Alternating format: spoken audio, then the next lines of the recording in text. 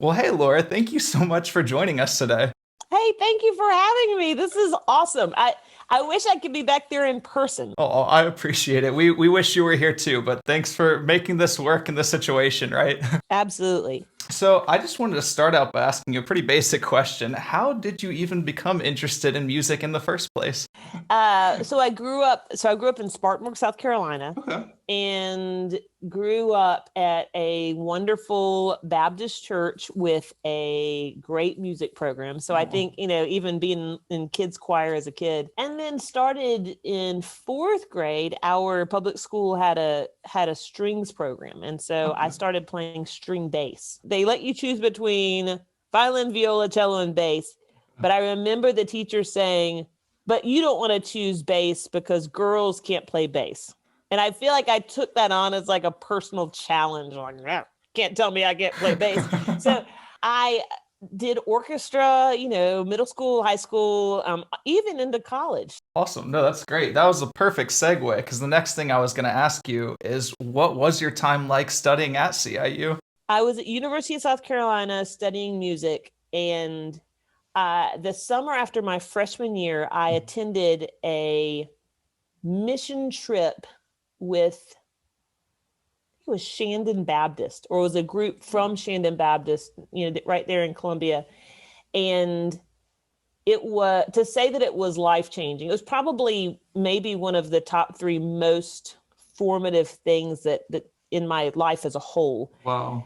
And we spent a month in Mongolia. I feel like God just knew that he needed to take me so far away from anything normal in order to I'm such a dense person. He had to like strip away everything else to scream a few things at me on the other side of the globe.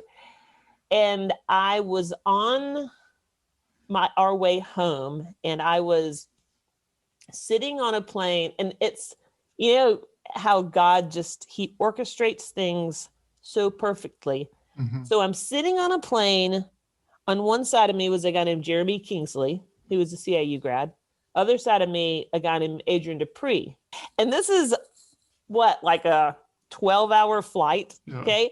So I'm sitting between these two guys, and I remember saying, I think one of them asked me just the simple question of, so are you excited about going home? And it's like, Hmm. okay, we've been living in a tent for a month, bathing in a river. Like anyone's normal answer should be, I can't, I can't wait to get home and have Chick-fil-A. Yeah. Uh, but the truth was, I was so confused. And I remember just saying, I don't know what I'm going to do when I get home, because I feel like everything I had built my life around, it's like it didn't make any sense anymore because Hmm. I was studying music, but let's just to be really honest, music had always been this thing that I had done that people had affirmed me with my gifts, and it kind of like arrows pointing towards me. Look how great I am, and I had this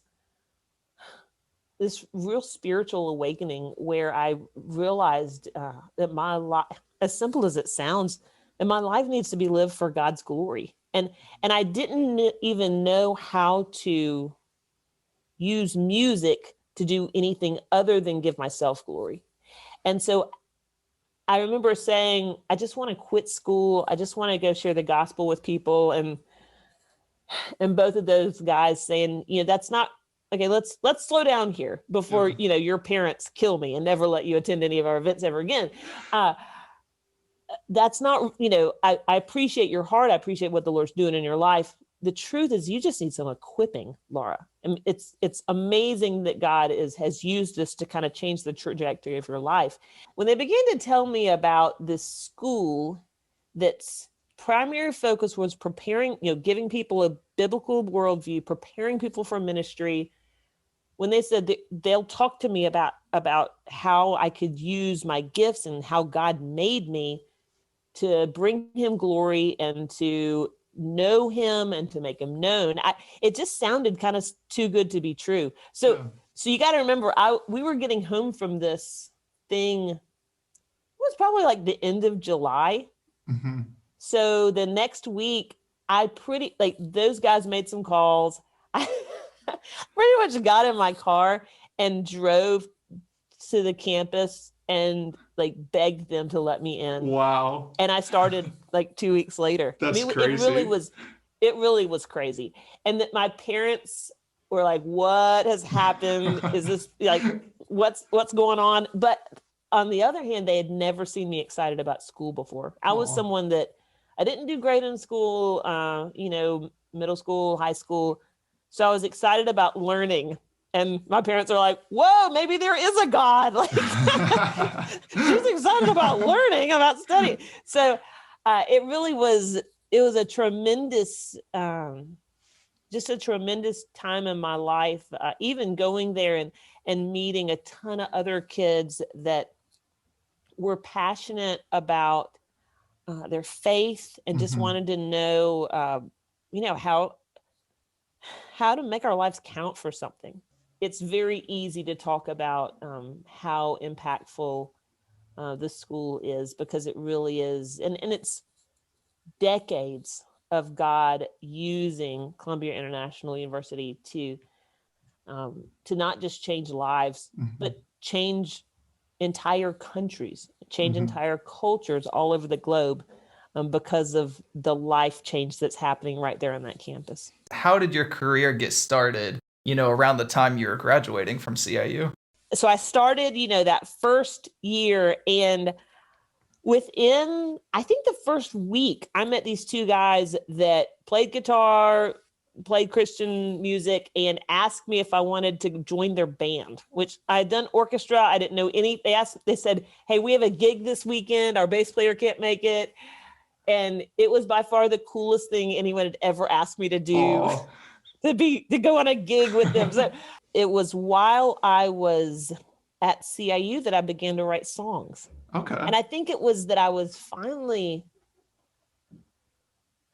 beginning to understand the scriptures, some of it for the first time. I remember studying the book of Job and began to work on a song called Indescribable. And that was probably the first song, that definitely was the first song that I had written that anyone other than like my mom had heard.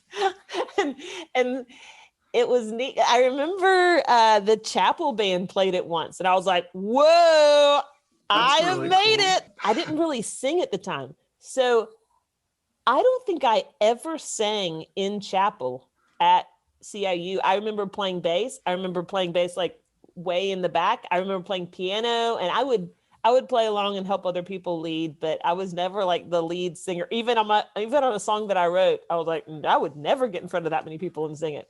But my very first concert was, we had a guy named Sean Groves, who was he was doing the artist thing, back in the day.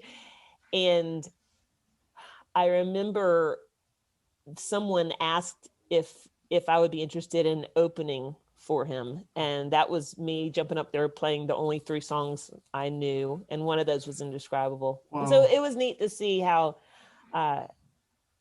it wasn't just that I wrote that song during my time at CIU. It was more that I realized that writing songs and having other people sing your songs is such a high privilege. We need to steward it well. We need to make sure we have something to say. We need to make sure that we are really wielding the scriptures in a way that we're not leading people down the wrong road. Golly, I was just like a kid. And I remember it being so much of my time at CIU had to do with the perseverance of the faculty and the staff. Like I remember, because I was a terrible student. Kevin McWilliams, he was someone, I remember it was the Acts class, and I did a project. I turned it in. He gently called me back to his office and said, I don't think you understand the instructions. And not only did he, I remember us working on that project, and him really working on it with me until I got to a passable grade. But somehow, like, I remember him bringing me, like, I went over to his house and had dinner with his family as I was working on the project. And then I remember there being like a couple of weeks that I didn't leave, a few weeks of me moving in with them. And then, and to think about a faculty member caring so much about a student to say, hey, whatever it takes, I'm willing to help you cross the finish line. Because I think that's one of the themes you see at CIU is the faculty, they really believe that each person has a unique contribution to the kingdom of God, and they it literally is one life at a time, them sending those lives out into the world to make an impact. Since we talked so much about indescribable, obviously that has had huge impact. Same with blessings, which is, I guess, much more recent. How does that make you feel, just knowing how those have impacted people's lives? The song Blessings I wrote based on some trials that my husband and I walked through with his health. So we've been married for 17 years. And within the first 2 years of our marriage, he was having some pretty substantial health issues. Found out it was a brain tumor.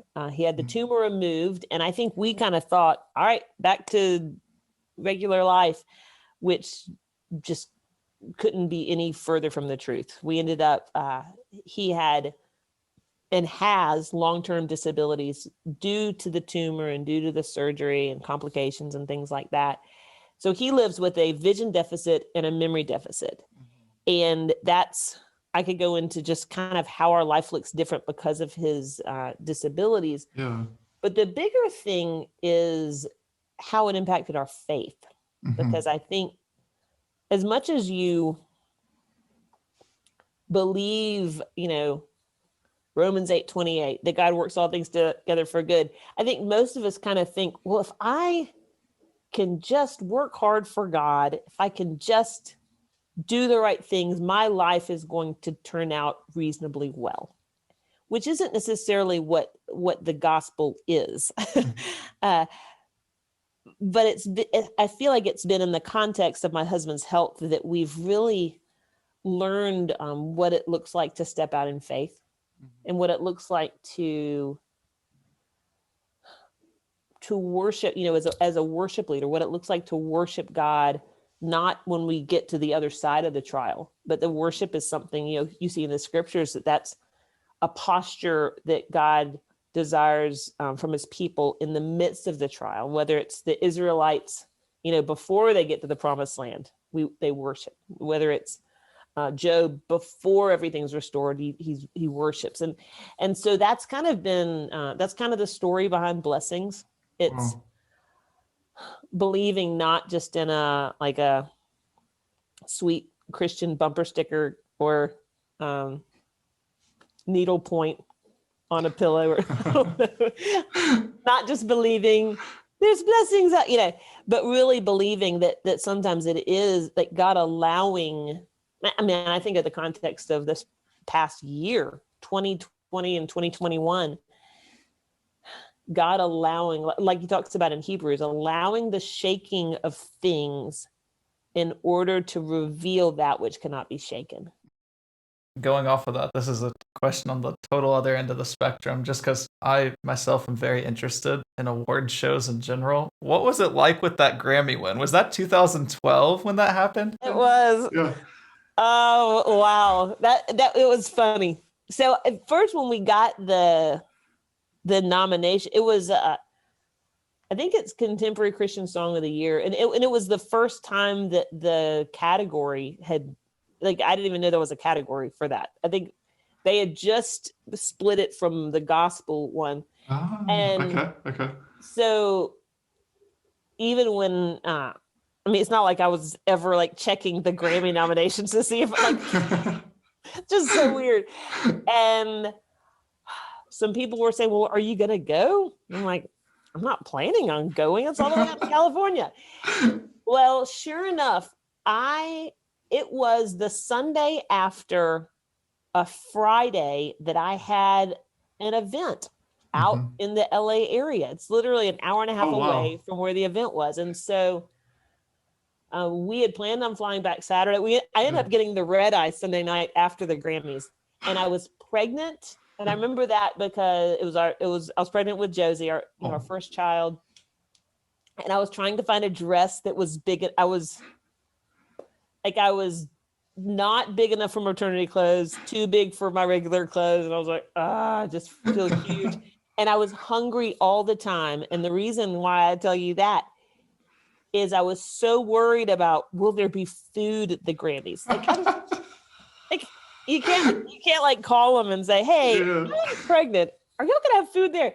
So we snuck like a 6-inch sub sandwich. Like I put it in my purse, snuck it into the Grammys. Oh my word. And I remember like just kind of, trying to inconspicuously eat this sub sandwich while I'm at the Grammys. So yeah, it was surreal.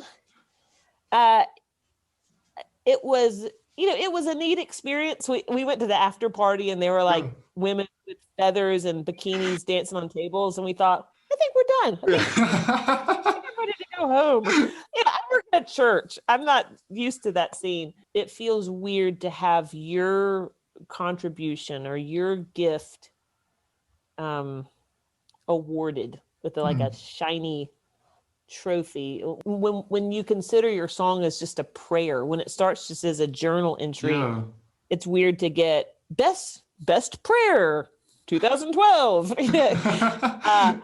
But the thing that I did see, because at first I thought, I'm not gonna, like, I don't really want anything to do with it. But the thing that I did see, because the Grammys are they're a secular group, I began to get not just Christian media invitations, but even secular media invitations. So like, I'll never forget being at the Grammys and, magazines like Time and Newsweek, interviewing all the people. And it was as if, their questions weren't exactly it, but it was almost like, hey, tell us the hope.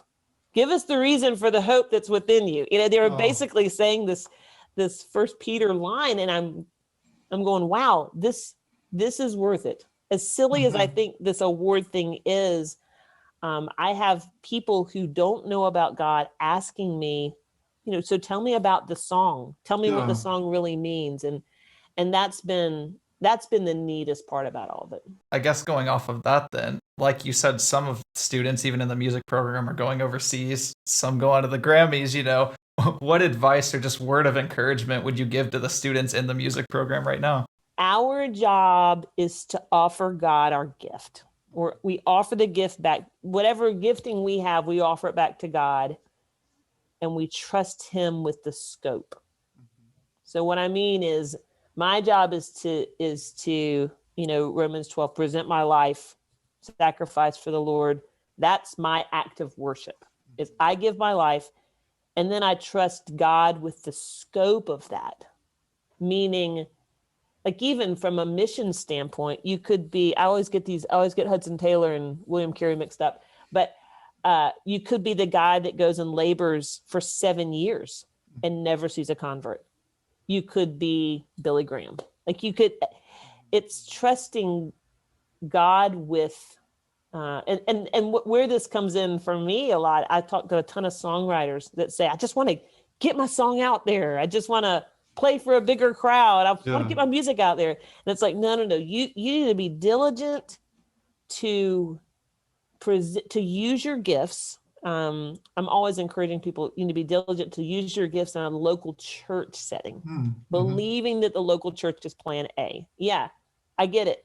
The church is filled with hypocrites. I'm one of them. Everybody is. That's no, it's still like, this is plan A. God loves the church. Go serve there, and then trust him. Because even I could tell you the stories of how any of the doors that opened for my music to go anywhere outside of, like, my little iPhone memo. Every story has been something that only God could do. What have you been able to do during this time to minister, or what opportunities, have you found through Zoom or whatever else you've been up to? 2 weeks after that initial, quarantine thing hit for, everybody, Yeah. I was riding my bike one day, and I was I'm